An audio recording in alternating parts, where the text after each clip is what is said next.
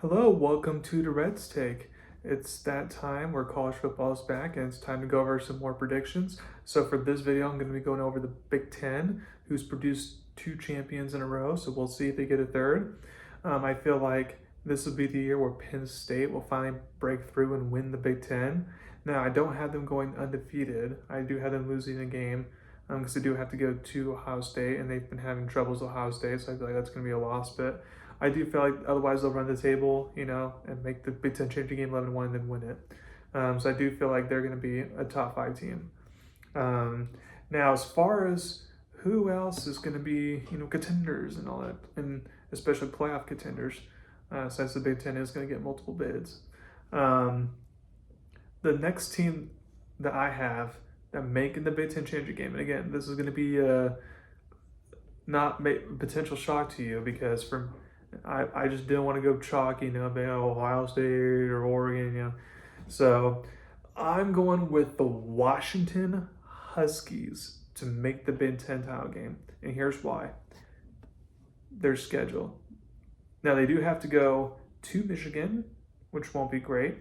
But luckily, the other road trips are Maryland, who's bottom of the barrel, Wisconsin. I feel like it's not going to be great, and UCLA is not going to be great. So that's good. And then for their home teams, like they get Ohio State, they get Illinois, they get Oregon. So those are obviously tough teams, but you get all of them at home. So as long as you use home field to your advantage, then Washington State has the case to make it to the Big Ten title game, and therefore, if you make the Big Ten title game, then you're automatically in the playoffs. Unless you have like 4 losses, but I don't think they will. I think they'll finish 10-3. And the reason why I love Washington a lot is because Jed Fish, what we saw with him do in Arizona is that year 1 he stunk, but year 2 is where, okay, now you see the big progression. So I'm expecting that in year 2 for Jed Fish. I like the quarterback that he returns in Devin Williams Jr.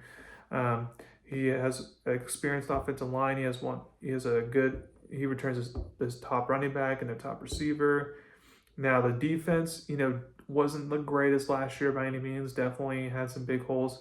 So as long as the defense can improve, then that will help Washington get to the Big Ten title game. And I do like who they brought in as a new defense coordinator, which is former Purdue coach Ryan Walters, because even though he didn't work as a head coach, he was a good coordinator. So I have Washington making there. Now, as far as other teams that are in contention, I think Illinois. A lot of people are liking them as a trendy pick. I think they can make some noise, and looking at their schedule, they have to go to Indiana and to Washington. But other than that, their schedule is very easy because they go Ohio State home, and then they don't face Penn State, and they don't face Oregon, and they don't face Michigan. So their schedule sets up very nice with a veteran quarterback and Luke Almeyer returning, and a good defense returning. Now there are some new skill position pieces and all that, and are going to have to emerge on offense. But assuming that can happen, then Illinois can carry the momentum that they built off from last year. Another team that's in the mix is obviously the Oregon Ducks with Lane Lanning. They're obviously recruiting well. The only reason why I don't have them winning the Big Ten or making the title games is because they just had to replace so many pieces from last year's team that won the Big Ten. And also, when you look at their schedule, it's to Penn State, hard, at Washington, hard, and then at Iowa, who could be a dark horse. It would be tricky. And I just don't feel like I feel like they could still potentially make the playoffs, although it wouldn't surprise me if they miss it by any means. But with a lot of young pieces, I don't feel like it's going to be perfect like it was last year. And then other teams that are in the mix for the Big Ten titles, obviously going to be Ohio State. We'll see how their new quarterback is. If he can carry on the tradition of C.J. Stroud and Justin Fields, or even just be what Walker Howard was last year and leading them to the championship, then as a game manager, then that's all you really need.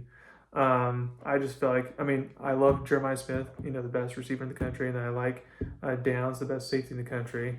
So they do have a couple players I like, but they just lost so many people from last year's championship, lost so many starters, that I feel like it's just going to be hard for them to win the Big Ten. Now, of course, playoffs still potentially in play for them. It's going to be kind of close, but I feel like they could make it. And then some other teams that to keep your eye on for potentially being dark horses in the Big Ten. One is Indiana. I like what they did in the transfer portal this past offseason to replace a lot of people that brought them a playoff appearance last year. But the difference between Indiana last year and Indiana this year is that their Big Ten schedule specifically is harder this year. Because this year, they do get Illinois home, but they have to go to Iowa and to Oregon and to Penn State. And because they're not conference schedule so weak and all that, I feel like even just 2 losses would not potentially knock them out of the playoffs. But if they have 3 losses or 4 losses, then they'll be good. But again, I just don't see it going all the way there. Minnesota, I feel like while they're not going to be the most flashy team out there and all that, I really like them a lot with what they have returning. And then also with them, they have one of the manageable schedules in the Big Ten. Yes, they have to go to Ohio State and to Oregon and to Iowa, but a lot of their home opponents are very, winnable games. So I can see them playing well. Another team that has a pretty easy schedule and could be on the rise is Matt Rule in Nebraska. Dylan Raiola, the quarterback last year, is a true freshman. Now that he's a sophomore, maybe show some progression. I like some pieces that they have coming back. Again, they get Michigan at home. They get USC at home. They get Iowa home, so they have to go to Penn State and to Minnesota. But other than that, nothing else scares you on the schedule there. So I feel like they can easily be in the mix there. And then, of course, a team I mentioned earlier is Iowa. And the main reason for this is because Iowa's going to have a good run game, good defense, no matter who they have back there. But now a lot of people are high on the quarterback that they brought into the portal, which is South Dakota quarterback, because he's not just necessarily a game manager. Like he can sling it around, and Iowa's offense can finally potentially become exciting. And if Iowa's offense has a passing game to speak of, then that makes them really interesting. Now, their schedule is very, very hard, which is why I don't have to make them going all the way and make the Big Ten game or anything, but they're definitely could be interesting. Also, USC, their schedule is a little bit tricky because they have to go to Illinois, to Nebraska, to Oregon. I think I said to Nebraska, but they have some key pieces there. Now they have a true freshman quarterback starting, so we'll see how that goes. But if the freshman's dynamic, then Michigan could be a player. And then that meant USC could be a player. And then Michigan, like I said, they have a young quarterback, so it'd be interesting to see what they do there, if they can improve or not. USC, they have the quarterback coming back from last year. I feel like Lincoln Riley knows this is kind of a do or die year for him, so I feel like he can easily get back. And USC's good grades, and I don't feel like they're going to win double-digit games or anything, but I feel like they can easily be better than what they were last year. And then there's a couple other teams that should make bowl games, like Rutgers. I feel like can make a bowl game, assuming they win their home games. Same with Michigan State. I like some of the things they did this offseason, but then there's, of course, UCLA, Northwestern, Wisconsin.